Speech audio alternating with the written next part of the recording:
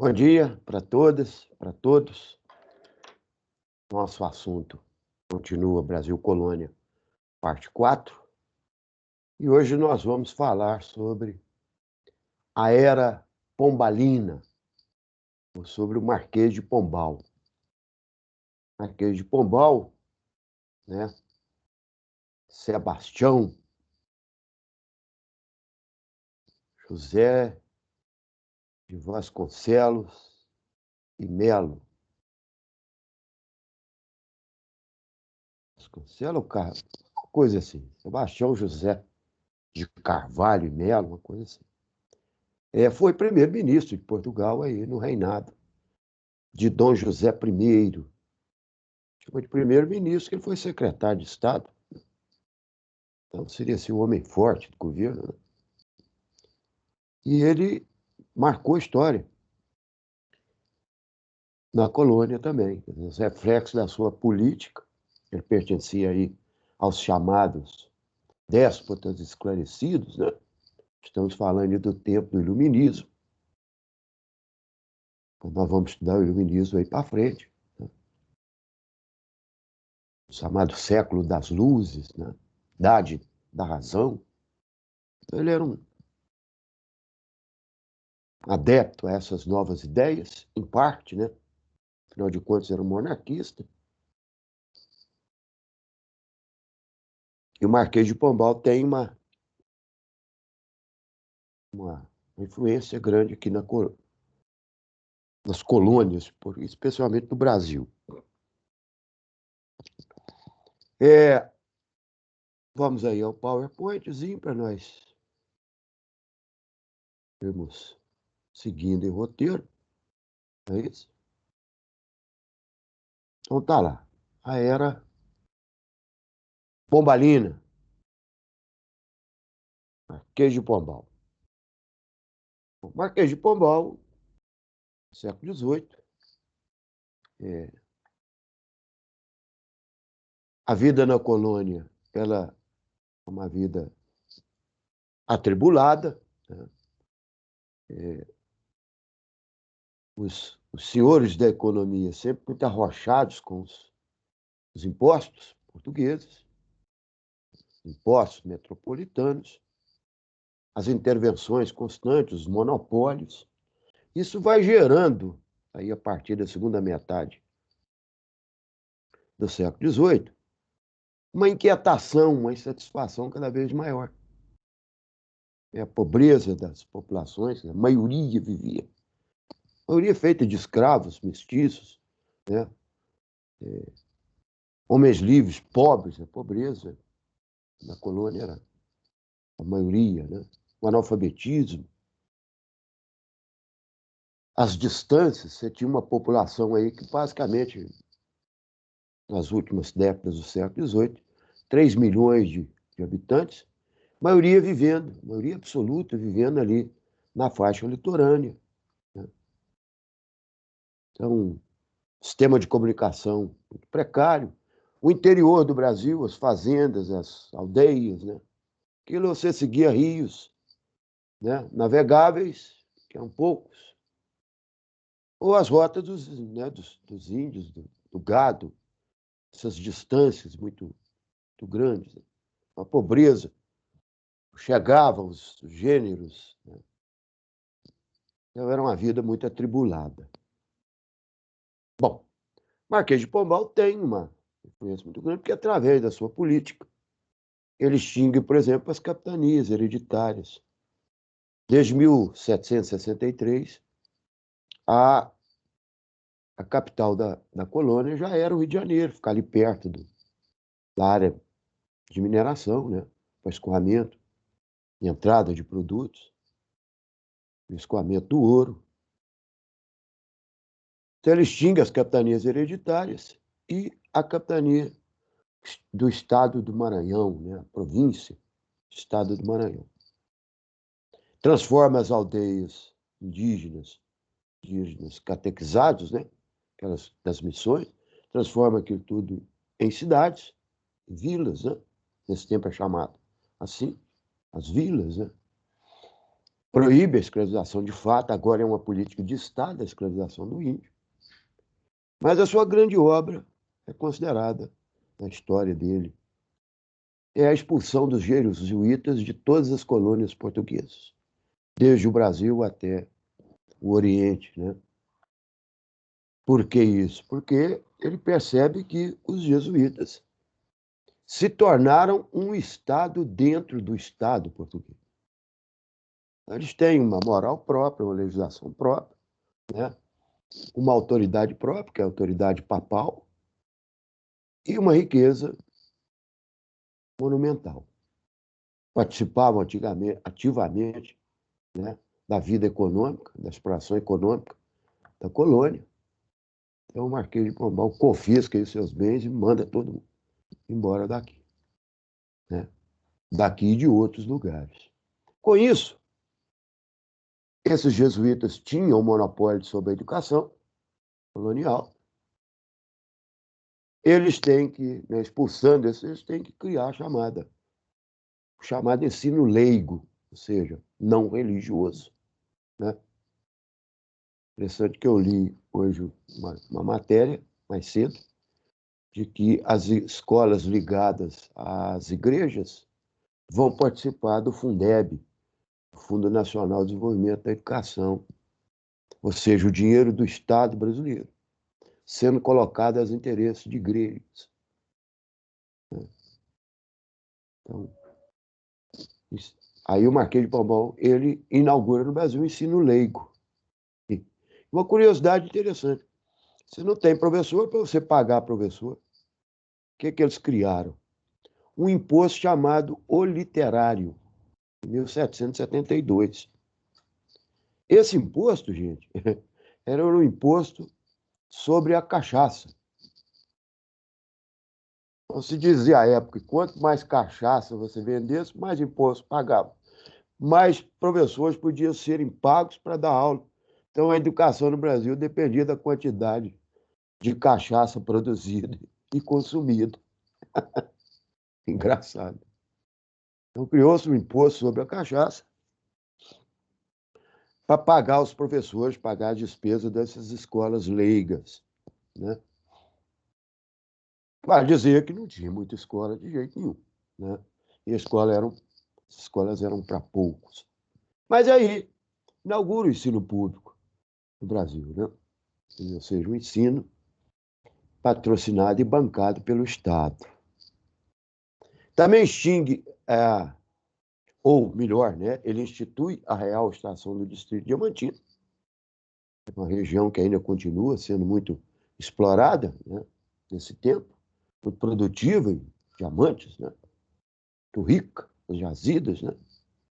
Então, isso tudo para poder, gente, né, cada vez essa dependência de Portugal da Inglaterra para manter os compromissos econômicos, pagamentos, né, dessa balança econômica comercial entre Portugal e, e a Inglaterra, extremamente desproporcional, né? Então, chegando Portugal o tempo todo a dever, né, devendo. Ele tenta sanear essas dívidas, né? Essa descompensação. Chegamos aí a um ponto que o ouro começa a declinar mesmo, a esgotar, né?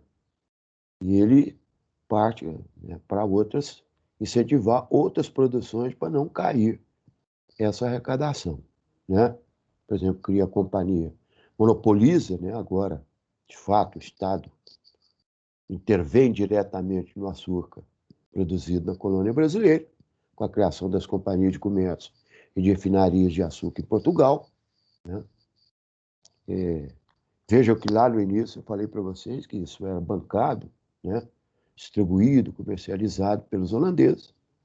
Agora, Portugal, de fato, toma o processo, porque há uma necessidade de arrecadar para custear suas despesas, suas dívidas, né? E aqui, para compensar esse esgotamento das minas, essa cada vez menor produção de ouro, incentiva a produção no Brasil de laticínio, do arroz, do tabaco, da sola, do algodão e das drogas do sertão. Mas tudo isso acompanhado de muito imposto, né? E outros monopólios que os próprios colonos não, né, divergiam. Por exemplo, o monopólio sobre pesca da baleia, monopólio sobre a produção do sal, do salitre. Gente, o salitre ele é um adubo mineral, né? Hoje você produz ele em laboratório, né? Fábrica, mas ele era tirado aí, as minas de salitre, né? Esse tempo para a agricultura era a base, né? Fundamental, o salitre. Então, esses monopólios, sabe, né? E esses preços altos sobre essa produção do tabaco, das sojas, do algodão, né? Geralmente, gente, esse imposto, lá no ouro, eu lembro a falar a vocês, lá no ouro era o quinto, né? Ou seja, 20% do ouro era da coroa, né? Para as demais, quer dizer, o que se rolava no Brasil, o imposto mais comum, imposto sobre circulação de mercadorias, etc., eram possíveis, né? Mas é o dízimo. O dízimo significa o quê? 1/10. Então, na realidade, Portugal, para manter um controle sobre, ou uma máquina um pouco mais eficiente de cobrança de impostos, já que você tem um país extenso, imenso, né? Para você ter um certo controle disso, ele jogava essa cobrança de impostos na mão de indivíduos, de particulares. Então, esses particulares assinavam um documento com a coroa e, uma vez no ano, ela pagaria uma quantia X, né, à coroa, e a coroa dava o direito ela de cobrar o imposto ali na sua região, na sua câmara, seu município, né? Esse indivíduo era o cobrador de imposto. Então, né, o imposto mais comum era o dízimo, 1/10 de tudo, né? Que se produzia era desse cobrador de impostos, né? E que ele se comprometia a pagar. Muitos deles, às vezes, não davam conta de fazer isso. E aí se endividavam com o Estado português. É o caso, por exemplo, de alguns aí durante o tempo da Inconfidência, que nós vamos falar mais para frente, né? Devedores do Estado, pela promessa de perdão, devedores da coroa portuguesa, né? Prometidos aí o perdão da dívida, entregaram o movimento, né? Denunciaram o movimento. Em 1756 foi criado no Brasil o voluntário. O que significa isso? De voluntário não tinha absolutamente nada, né? Esse imposto foi um imposto criado nas colônias portuguesas, pela coroa, para a restauração da cidade de Lisboa, que foi dizimada quase, né? Por um terremoto seguido de um tsunami, em 1755. Né? Então, a cidade de Lisboa foi praticamente aí 3/4 da cidade desapareceu, né? Alguns falam em 2/3 da cidade foi destruído, né? Então houve um terremoto que detonou com aqueles prédios todos. E, em sequência, dizem que as pessoas, né? Conta-se na história que as pessoas saíram da parte alta da cidade, foram para a beira do Rio Tejo, né? Achando que estavam mais seguros ali naquela parte baixa da cidade. E o tsunami veio e lambeu todo mundo. Em seguida, a cidade pegou fogo e ardeu por semanas, né? Então, esse imposto foi criado para recuperação. Então, se recuperou. O Marquês de Pombal tem essa conta, né? Ele é o sujeito que administrou isso. Então, a cidade de Lisboa foi recuperada, reconstruída e está lá, belíssima, né? Bom, mas nós estamos vivendo tempos diferentes agora, né? Tempos da iluminação, tempos da razão. Então, aqui no Brasil, embora pouca circulação, mas a elite colonial, ela teve acesso a essas novas ideias, né? Essa, essa questão de, veja só, estava no assunto, né? Estava no escopo popular, dessa elite colonial, assuntos tais como a república, colônia, né? Direitos, luta de classe, né? Igualdade jurídica, liberdade. Você não podia mais aceitar que não podia ter uma imprensa no Brasil, então já se reclama isso, né? Já tem uma produção, nós vamos falar depois para vocês, né? Já tem uma produção cultural no país, que já começa a esboçar uma cultura brasileira, embora ainda, né, incipiente no sentido de que está muito incrustado ainda né, embevecida da cultura lusitana, da cultura portuguesa, mas já começa a ter uma elite intelectual no Brasil. Já começam a surgir escritores, poetas, né? Suas primeiras formas de expressão literária. Então já não se comporta isso mais. Então, às escuras, às escondidas, né? A pequena boca, por assim dizer, começam as conspirações emancipacionistas, as lojas maçônicas, né? Foram fundamentais aí para poder propagar essa ideia do iluminismo. Também no Brasil começam, né, as conversas, né, a se conspirar você já não tem mais condição de esses movimentos reformistas do sistema colonial, né, por exemplo, Conjuração Mineira, né, não, Conjuração Mineira, a revolta de Vila Rica, de Filipe dos Santos, a revolta de Vila Rica pretendia, por exemplo, que tivesse mais liberdade de comércio, que esse colono tivesse mais acesso, né, contra o monopólio Reinol, monopólio português, né?